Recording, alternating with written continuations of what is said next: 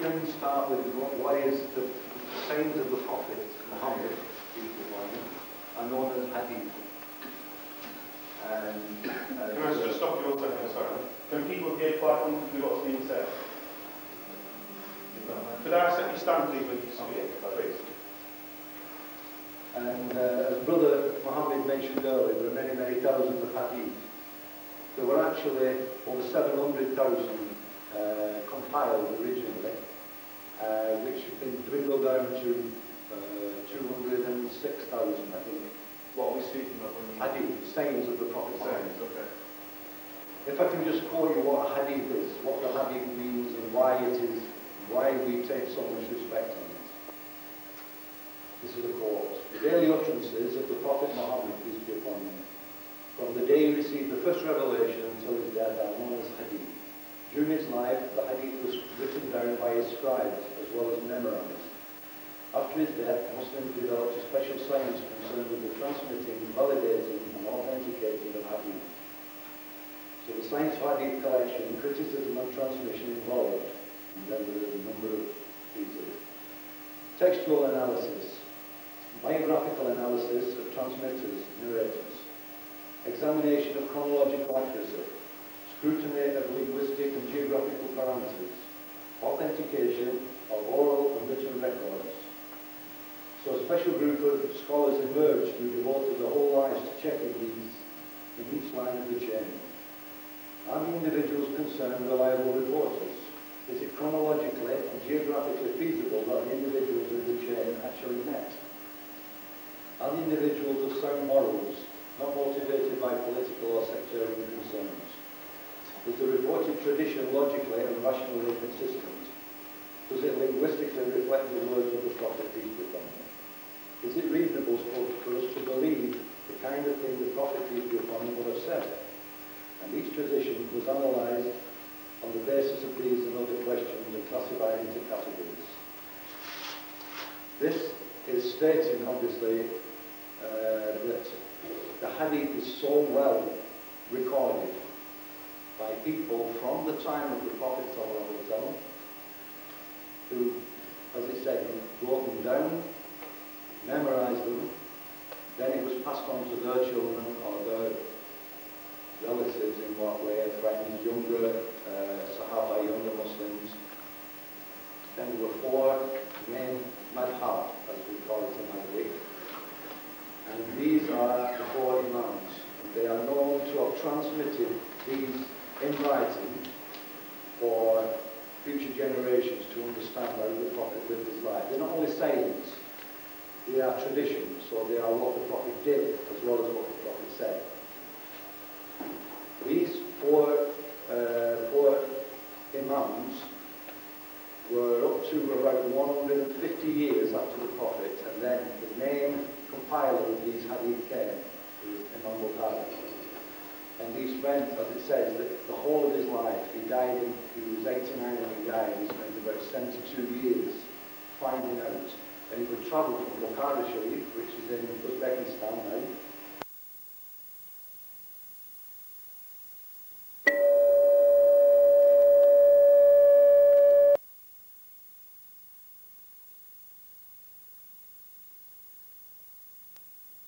By donkey or on foot, to find one hadith that somebody said, somebody maybe in Damascus has a hadith that you've not got. And he would travel. With just one short story, and I'll sit down. He heard someone in Damascus, a barber, had a tradition that he hadn't got written down. So he set off on his donkey. It took him over 3 months to get to Damascus. But when he arrived, he asked where this certain barber lived. And someone said, oh, he's down the end of that short street there. So he turned into the street and he saw the barber, and he had a dress on, and he's holding the dress here like this, and he's trying to get his goat, and he's going, come on, come on. And the goat came, and he grabbed it, and he dropped his dress. There was no food in the dress. He got back on his donkey, and he went back 3 months back to Bukhara, thinking, if this man's telling lies to his goat, I'm not going to believe a word he says. That is how authenticated the traditions of the Prophet are. Maybe later on, if I get a chance, I'll answer the same as Jesus. Okay. For those people who have joined us late, we're trying to look into the sayings of Jesus and the sayings of Muhammad. What will happen from time to time, I guess, is that people will question some of the things that have been said. That's what I'm hoping to hear about these who have had things to say about what was said. Okay, is anybody else who would like to pose a question about any sayings of Muhammad or Jesus, or would like to say something about the sayings? Go ahead. One question to the brother. As he said earlier on in the Jewish and the Christian Bible, he said there are only two which is required. A person who's writing and God. Now, I come along and say something. For example, anything, say the moon doesn't exist, for example. Now, without logical understanding, he's saying that I can say that God told me. That's where the logic comes in. Of course, the moon exists, it has certain shape. So, there is a need for some understanding. Otherwise, like David Rage, he had lost in him. So people can be misled to anything. So we need logical understanding to understand ourselves. Do you want to respond to that? Yes. I have here Surah 17,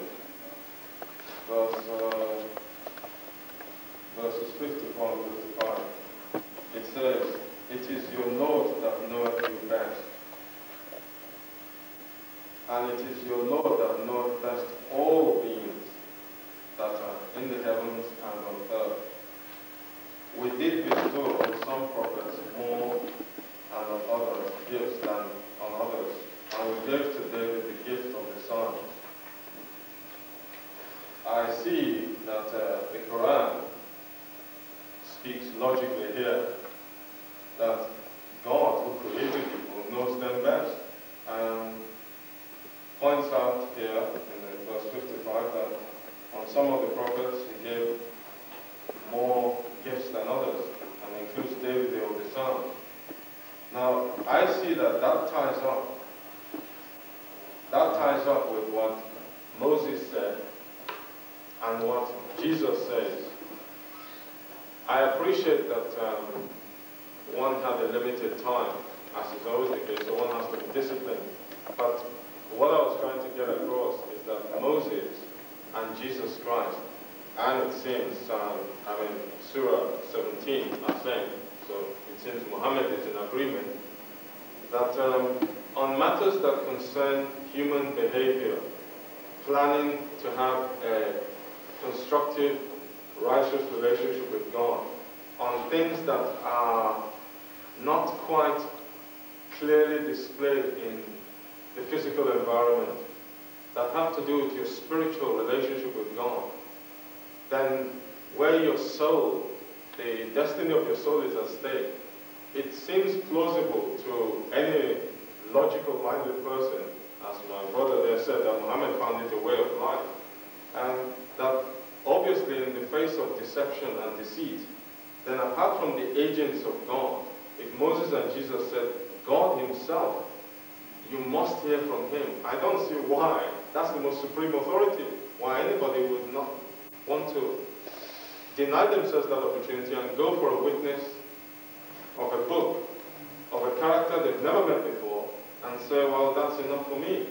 When the two of the books say, if you're coming with this, because before you come in, please bear with me. If we approach this from a neutral point of view, because none of us chooses where we're born. Most of us, if I was born in a Saudi Arabian household, and I would probably be brought up with Islam, because I was actually brought up in Nigeria, where 70% of the Nigerians are Sunni Muslims.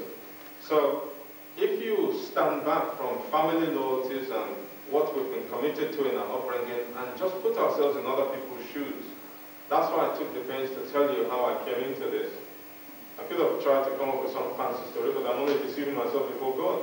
But if somebody is neutral-minded and you see two books telling you you have access to hear from the Supreme Almighty, and another one says, well, the revelations we had before that have gone before you, trust in it, you've not met me, but hey, the guys I leave these writings to have brought it to you, you just follow that to the best of your knowledge. And another two are telling you, you can hear from God.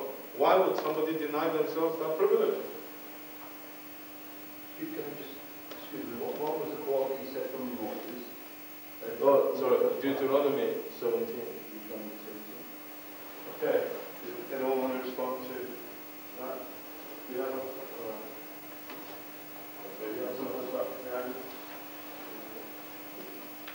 Go ahead. Do you understand, Paul, please? Sorry. Just a point of clarification from the brother. I just wanted to clarification from him. The brother, I think nearly 3 times has used the world is full of deception and deceit. So what deception and what deceit are you talking about? The deception and deceit that comes... sorry about that. Sorry. The deception and the deceit that the 3 books refer to the principal deceiver. The Quran says the avowed enemy of man is Satan. So that's the principal deceiver. The Quran goes further, as well as the other 2 books, to point out that there are agents too who propagate Satan's deception. So when I say deceit, I mean not only human agents of deceit, but also the spiritual principal authority that presides over deceit as well. And so how would we, as a neutral person, as you said, how would we determine whether we are being deceived by Satan in the books? Right.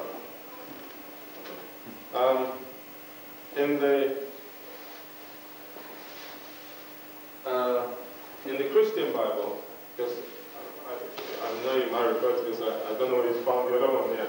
In the Christian Bible, for instance, Jesus Christ, in Matthew 23, verse 23, Jesus is criticizing the religious teachers of the day. For example, just one book reference, for example, he told the Pharisees, they were called Pharisees in those days, you're teaching the people about how to tithe their provisions, how to tithe their material things, but you forgot the more substantive and weightier matters of the law, such as justice, mercy, and faith. Right. Now, already there, Jesus has set in place a distinction between physical things as he is claimed. Notice I choose my phrases clearly. As he is reported to have said that there are weightier matters like justice, mercy, and faith, far more important than people talking about their physical provisions and how that will honor God. Now I see, if people that live in this world, they know that justice is a significant issue. It affects everything. I mean, today, this brother was telling me about the incident in Berry, for instance, that some of us who are keeping abreast of the news will know about. Racism, discrimination, all forms of injustice take place. So Jesus was saying, that is far more, he gave a hierarchy that's weightier than people talking about insignificant things, relatively speaking. So, to answer your question, if somebody wanted to know on those weightier matters, justice, how people deal with one another, how God presides over what is right, Moses says that it is not up to the human to have the final say on what is the right way to measure things, how to behave. God needs to show humans what is the right way himself, because he is the supreme authority. Now I see that makes sense, because we're learners, and he is the master teacher. But both of them say he must give you that. So that's how I see it. So, go ahead. Oh, sorry, is it linked? Yes. Just With respect, my question was, how would, you talk about deceit and deception. How would you know if you have been deceived by Satan into believing that that particular statement from Matthew 23:23 is correct and it's from God? my basic question, the premise I'm working on is, how do we know if we have not been deceived into believing, into thinking, into assuming that those books are from God? Okay. Are we talking about now all three? He mentioned all three, so I'm Okay. good. Right. Does he want to take it? Yes. Are you going to respond to that? You want to? I mean, I can answer, but Say some first for us. And I don't think one can be deceived when they have the confirmation. But in Matthew chapter 24, when the disciples took Jesus into Jerusalem and at the temple, he said, the time will come when none of these stones shall lift up and shall not be thrown down. Now that prophecy was proven in AD 70 when the Roman Empire invaded Jerusalem and that temple was destroyed. That prophecy was fulfilled, so here's a proof to believe. And God doesn't deceive anybody. People is being deceived by being evil, but not being deceived by being good. Yeah. What Shabbat, isn't it? Yes, yes. That's good. An example illustrates the answer that I believe might help you're looking for. Jesus said in Matthew 5, is reported to have said in Matthew 5, that this is Matthew 5 verse, it's Matthew chapter 5, I'll check that verse later, but it's in chapter 5. Jesus is reported, verses 43 to 48. Jesus is reported to have said that you can tell the Father's character, God, the Father's character, by the way he deals with the just and the unjust. That he lets his sun shine on the unjust as well as the just. So Jesus is now going further to say, if you only love those who love you, what credit is that? But if you extend your love to your enemy, in other words, people who are offending you, whereby you are clearly giving in a non-discriminate fashion things that are essential to human existence, to people. He drew creation, an example in creation that everybody can see. He then pronounced the teaching, matched up to that evidence that all can see. God, the Creator, put that in place. And so his teaching now has some credence because they can say, oh, well, yes, I can see what you're saying because he doesn't discriminate, therefore that's just. So that's what I mean by an example of justice. So for instance now, to extend that, I would say, in this world today, there are gender discriminations, for example. In the Christian Bible and the Jewish Bible, women were appointed to be prophets by God, for example. Judges chapter 5 in the Jewish Bible, the same in the Christian Bible. But in the Quran, the idea of a woman being a prophet and having authority over men is an anathema. So I look at that and I say, well, the God who sent Musa, Dawood, Solomon, Isa, all these prophets that the Quran identifies, allows women to be prophets in a time when people are concerned about discrimination. And yet when you come to the Quran, that's an area of justice. If a woman once has aspirations to the highest office of calling, because of the gender body that God put her in, it seems the Quran is suggesting that she cannot occupy that position, whereas in the Christian and Jewish Bible, she can, for example. I don't want to hog this issue. Brother, the question is, you see, every time you said something and you have qualified it by saying, I'm using my words carefully. And you said, it is reported that this is what Jesus said. It is reported, except this. You are saying it based on the premise that you don't really know whether it is from God or not. No, I'm saying that I'm taking the neutral stance that it is reported, but then when people see the evidence, they can see credence. In other words, truth is established.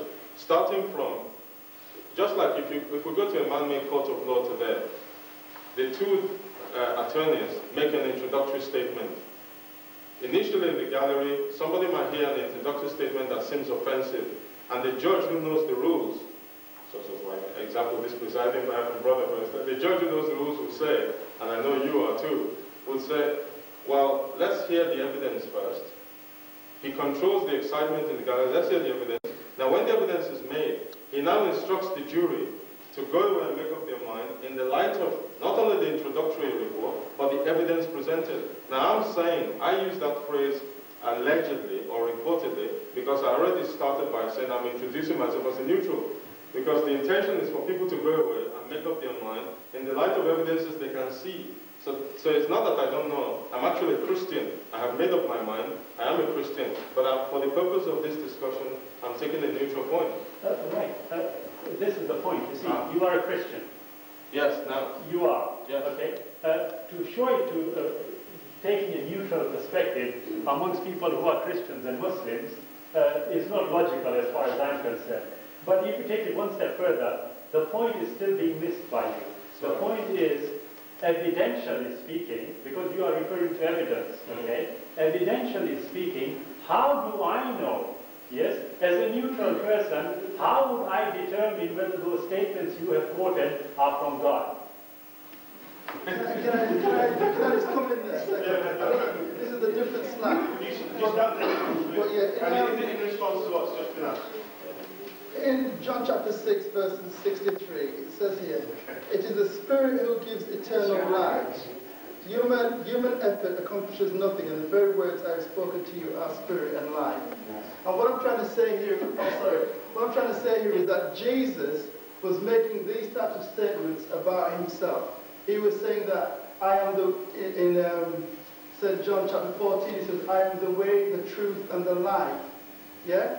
No one can come to God except through me.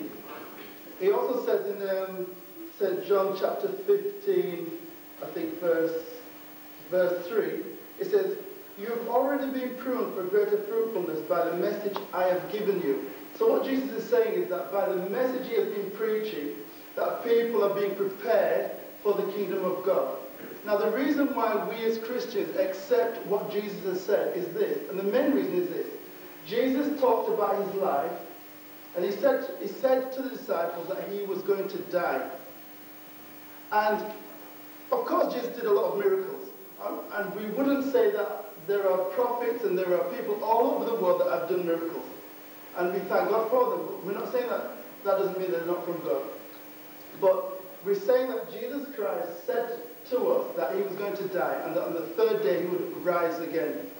And so once Jesus rose from the dead, it validated all of his sayings to be true, because it gave us the physical record to say that this man had a witness from God. And that's why we believe that Jesus Christ is from God. And that's why we say that he is the Son of God, because he rose from the dead. And therefore, all of the other sayings that we have in the Bible that Jesus says about him being the truth, as I said, him being the way of life, we believe it and we accept it because he was resurrected. And as it says here in the scriptures, by the Spirit you have life. And it's saying that when the Spirit of God actually enters your life, you will have life. It's not by me working hard, it's not by me going on a hajj, or it's not by me doing whatever, but it's by me, first of all, accepting what Jesus Christ has done in our lives, and then from there we have life. Okay, I see three hands, but just before you respond, correct me if I'm wrong here. I think the question that was being asked was back to your point about the credibility and what have you. The question that was being asked, as I understand it, was how can we trust any of the books and the writings to be the truth, given what you're saying? If somebody wants to be deceptive, they could give us something which they're saying is the way for life. I think, to be fair, You've missed the point. I'm not saying I was missing the point. I'm saying I'm talking now about the question that was fielded. It's still valid. That's what I'm saying. The question that was fielded was really asking about if the three books were, if I decided I was going to give something to mankind so as to lead them where I wanted to lead them in effect. How can we be sure? Can I just say, I'll tell you why I think you're mistaken in the thing that you're making. First of all, do we accept that Jesus Christ was a Jew? Do we believe that he came from Israel, from the tribe of Israel? Yes. We do. So we accept that Jesus Christ came out of the seed of Abraham. We accept that. Yes. We accept